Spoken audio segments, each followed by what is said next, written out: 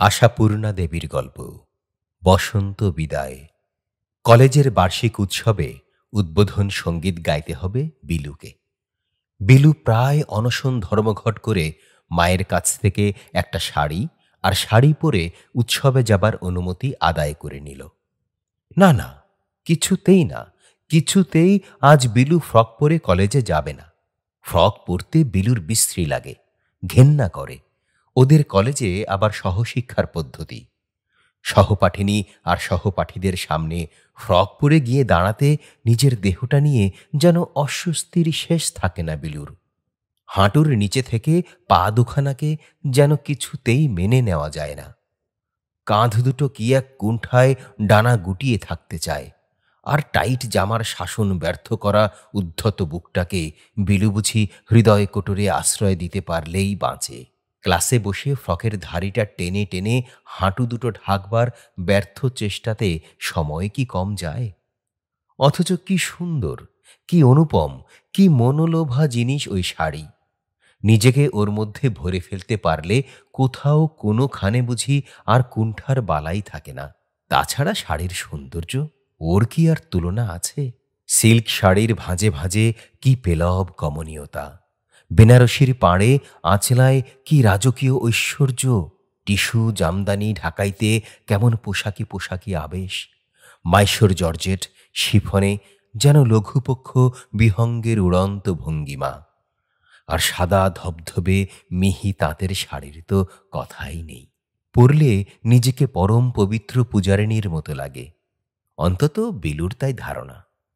এই সমস্ত রকম শাড়ি বিলুর মার আছে, আছে বড়দির, মেজদির। সম্প্রতি সেজদির স্টকও বাড়তে শুরু করেছে। আর বিলুর আলমারির একটা তাক ভর্তি শুধু ফ্রক। এতগুলো পরে শেষ করতে যে বিলুর 50 বছর লেগে যাবে তাতে আর সন্দেহ কি? হয়তো ততদিনে আরও জোগানো হবে। কারণ শাড়িতে এখনো অধিকার জন্মায়নি বিলুর। বাচ্চা মেয়েদের শাড়ি পরায় বিলুর মার কড়া আপত্তি। দ্বিতীয় বার্ষিক শ্রেণীর ছাত্রী বিলু আজও তার মার কাছে বাচ্চাত্বের সীমানা থেকে প্রমোশন পায়নি। কেনই বা পাবে? বিলুর শেষদি যে এখনো প্রায় তাই। এই সেদিন মাত্র শাড়ি ধরবার অনুমতি পেয়েছে সে। আজ বিলুর নিতান্ত নির্বেদ দেখে ওর বড়দির দয়া হল। সে গিয়ে মার কাছে ওকালতি করল। তোমারও মা অন্যায় জেদ, ছেলে মানুষ, একদিন ইচ্ছে হয়েছে পড়ুকি না। মা গম্ভীর মুখে বললেন, ছেলে মানুষই তো।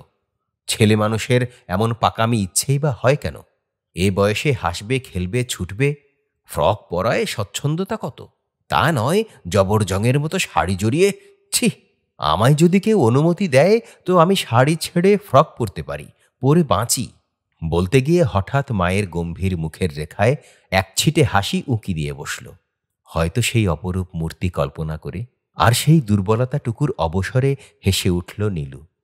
বলল, স্বাচ্ছন্দ্যে মা, স্বাচ্ছন্দ্যে। আমরা এ প্রস্তাব সর্বান্তকরণে সমর্থন করছি। মা আবার গম্ভীর হলেন। তুমি বুঝছো না নীলু, বিলুর এ একদিনের শখ নয়, অনেক দিন থেকেই শাড়ি ধরবার জন্য ও একেবারে অস্থির। কেন? মনের মধ্যে কতকগুলো পাকামির উদয় হলেই এই রকম শখের ভূত ঘাড়ে চাপে। একদিন শাড়ি ছুঁতে দিলেই ও নিশ্চয়ই রোজ বায়না ধরবে। নীলুর মন থেকে বিলুর বয়সের স্মৃতি হয়তো অনেক দিন মুছে গেছে। তাই ও কেবলমাত্র অনুকম্পার দৃষ্টিতেই দেখছে বিলুকে। সেই দৃষ্টিকোণ থেকেই বলে, তোমার যেমন দুশ্চিন্তা, হাঁটতে গিয়ে যখন পায়ে পায়ে জড়িয়ে যাবে তখন নিজে থেকেই বলবে, ছেড়ে দে বাবা, কেঁদে বাঁচি। ও সব কিছু না। আজ একটা ফাংশন রয়েছে, একটু নতুনত্ব করতে ইচ্ছে হচ্ছে, এই আর কি। বেশ, পড়ুক। কিন্তু বিলু, মনে রেখো, মাত্র এই একদিন। রোজ রোজ এরকম বায়না নেওয়া চলবে না। আলমারি খুলে নিজের শাড়ির ভাণ্ডার থেকে একখানা শাড়ি বেছে দিতে অনুমতি দিলেন বিলু জননী। আর বিলুকে পায় কে? হালকা কমলা রঙের সিল্কের শাড়ি একখানা বেছে নিল সে।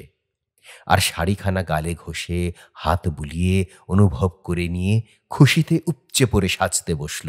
অবশ্য উপদেষ্টার পদটা বড়দিই নিল। সুন্দর একটা ব্লাউজও ধার দিল। গুছিয়ে পরে নেওয়ার পর পিঠের আঁচলটা কাঁধের উপর দিয়ে ঘুরিয়ে নিতেই বড়দি হেসে বলে, এই বোকামে, বুড়িদের মতো জড়ো ভরত হচ্ছিস কেন? আঁচলটা টাইট করে কোমরে জড়িয়ে নে। বিলু প্রতিবাদ করে ওঠে, না না, কেন, এই তো বেশ। যেন এতদিনের নিরাবরণতার প্রতিকার একদিনেই করতে চায় বিলু। সাজ সমাপন আনতে আরশির সামনে দাঁড়িয়ে আনন্দে প্রায় চোখে জল এসে গেল বিলুর। এত সুন্দর! মুখের দুপাশে লম্বা লম্বা দুটো বেনি ঝোলানোর পরিবর্তে আলগা করে এলো খোঁপা বাঁধলে যে মুখের গড়ন এমন অদ্ভুত হয়ে ওঠে, তাই বা কবে জেনেছে বিলু? বর্দি! বিলু যেন শীষ দিয়ে ওঠে। কেমন দেখাচ্ছে? বাহ, এ তো খাসা দেখাচ্ছে রে। ও মা, খোঁপাটাও বেঁধেছিস যে, শিখলি কোথায়? এমনি এমনি, নিজে নিজে আয়নার উপর তোমার মেজদির সেজদির যতগুলো কাঁটা ছিল সবগুলো চুলে গুঁজে নিয়েছি। বেশ করেছিস। নীলু হেসে উঠে হাঁক দেয়, ওমা দেখো, তোমার ছোট মেয়েটি আজ একেবারে দস্তুর মতো একটি মহিলা। তুমি বলেছিলে শাড়ি পরে ঠিক আছাড় খাবে, দেখো একবার ধরনটি। নিজে নিজে খোঁপা পর্যন্ত বানিয়ে ফেলেছে।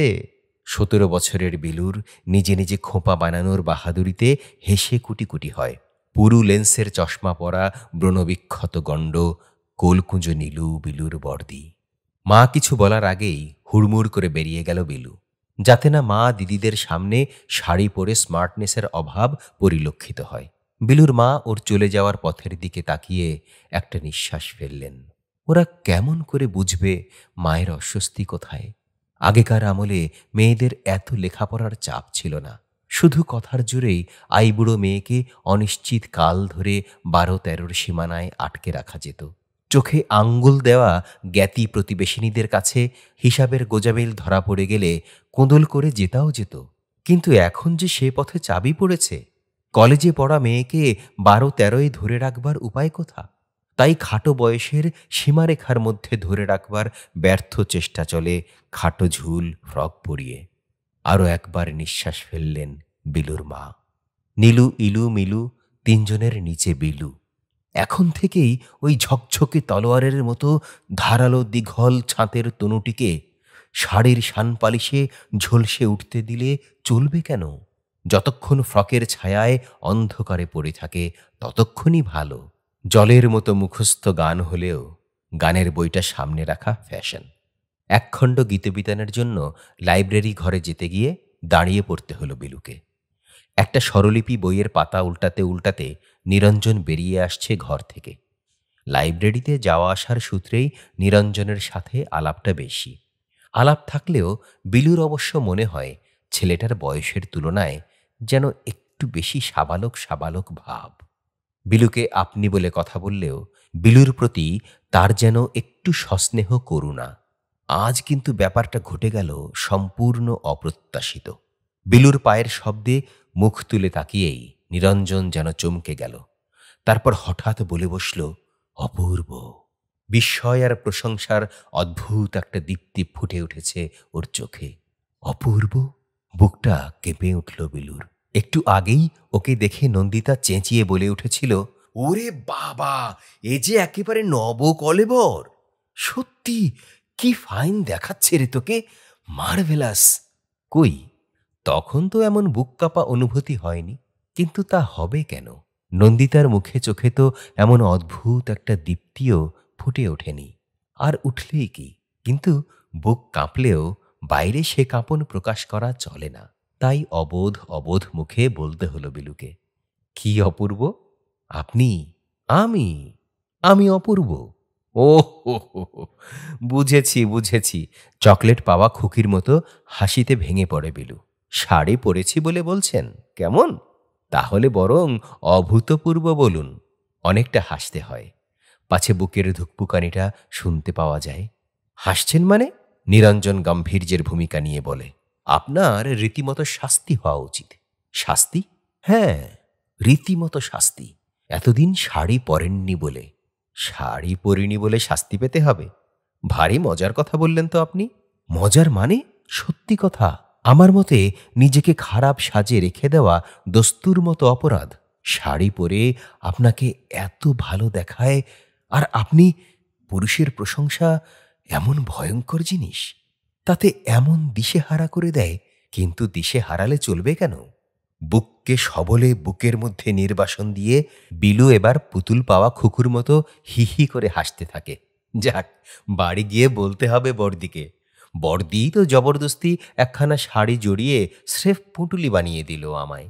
বলে ফ্রক পরে আবার ডায়াসে বসে গান গাইবে কি, কেউ দেখতেই পাবে না। একখানা শাড়ি টাড়ি পরলে তবু লোকের চোখে পড়বে, লোকে মনীষী বলে গণ্য করবে। বলবো গিয়ে বড়দিকে। নিরঞ্জন তেমনি গম্ভীরভাবে বলে, ঠিকই বলেছেন আপনার বড়দি। শাড়ি পরে বড্ড বেশি চোখে পড়ে যাচ্ছেন, চোখ সরানোই শক্ত হয়ে দাঁড়াচ্ছে। বাবারে বাবা, কি সাংঘাতিক মজার কথা যে বলেন আপনি। হাসতে হাসতে কপাল ব্যথা হয়ে ওঠে বিলুর। আরে, ওদিকে যে দেরি হয়ে যাচ্ছে। কোথায় দেরি? এই তো সবে তবলচিদের পায়ে তেল দেবার জন্য লোক পাঠানো হলো। এখনো ঘণ্টাখানেক নিশ্চিত হয়ে গল্প করা চলে। বাহ, বেশ আছেন। আমার বলে একটা গানও মুখস্থ হয়নি। একটা গীতবিতান নেব? কোন খণ্ডটা? কোন কোনটা? দ্বিতীয়টাই বোধ হয়। দেখে নেব। আসুন আসুন। অগত্যাই গুটি গুটি নিরঞ্জনের পিছন পিছন যেতে হয়। বইটা বাঁচতে সময় যায় খানিকটা। কিছুটা নীরবতা। কথার চাইতে সেটা আরও ভয়ঙ্কর। নীরবতায় যেন পায়ের তলার মাটি সরতে থাকে, ধরবার খুঁটি খুঁজে পাওয়া যায় না। শুনুন, কি আমার একটা অনুরোধ রাখবেন? কি অনুরোধ? যাবার সময় চা খাওয়ার দলে ভিড়তে হবে? আহ, ও কথা কে বলেছে? বলছি, দোহাই আপনার, ভবিষ্যতে আর কোনো দিন ফ্রক পরবেন না। ফ্রক পরব না? ও মা, কি কাণ্ড! কারণটা কি বলুন তো? কারণ কারণ ওটা একেবারে অসহ্য। আজ থেকে শাড়ি বহাল রাখুন, লাল নীল সবুজ সাদা যা খুশি। ওরে বাবারে! তুই চোখ যেন ভয়ে বিস্ফোরিত হয়ে ওঠে বিলুর। শাড়ির আঁচলটা হাতের মুঠোয় পিষতে পিষতে দারুণ অস্বস্তির একটা ভঙ্গি করে বিলু বলে ওঠে, তাহলেই গিয়েছি আর কি। তাহলে আমার হাঁটা চলা খেলাধুলো সব খতম। উফ, একদিনেই যা জ্বালাতন লাগছে, নিজেকে ঠিক একটি পুঁটুলি মনে হচ্ছে। কতক্ষণে যে বাড়ি গিয়ে ছেড়ে ফেলে বাঁচব তাই ভাবছি। বাবা, কি করে যে লোকে 22 হাত একখানা শাড়ি জড়িয়ে কাজকর্ম করতে পারে! আপনিও পারবেন। শাড়ির সোনার কাঠির ছোঁয়ায় ঘুমন্ত রাজকন্যা জেগে উঠবে। আরে বাস, কি আবল তাবল বকতে শুরু করলেন আপনি! রাজকন্যাই বা কোথায়, আর সোনার কাঠি বা কি? কিছুই তো বুঝছি না। নিরঞ্জন হতাশ সুরে বলে, সত্যি কিছুই বুঝছেন না? কি মুশকিল! 5-7 বছরের খুকি বুঝে আশ্রয় নিয়েছে বিলুর মধ্যে। কি করে বুঝব? আপনি যে স্রেফ মাথা মুন্ডহীন কথা বলতে শুরু করে দিয়েছেন। শাড়ির সোনার কাঠি, তার চাইতে বলুন না কেন, সোনার পাথর বাটি। আবার হাসতে হচ্ছে বিলুকে। হেসে হেসে চোখে জল এসে যাবার জোগাড় হলেও হাসতে হচ্ছে। না হেসে করবেই বা কি? গম্ভীর হবার উপায় কোথা তার? বিলুই কি জানে না যে তার উপরে এখনো তার 3 দিদি? বছরে বছরে চশমার পাওয়ার বেড়ে যাওয়া কোলকুঁজো নীলু, দিন দিন ফুটবল হয়ে যাওয়া ভার ভারিক্ষী ইলু, আর নবযৌবনের দিনগুলি সব শেষ করে এনেও কিশোরীর ভূমিকাভিনেত্রী সেজদি মিলু। এদের চাইতে যে অনেক অনেক ছোট বিলু। এখনই শৈশব পার করে ফেললে তো চলবে না তার। শাড়ি তার মনোরম সৌন্দর্য ভার নিয়ে আলমারির উঁচু তাকে থাকুক। নিচের দিকের তাকটা বিলুর, যেখানে রাশি রাশি ফ্রক সাজানো।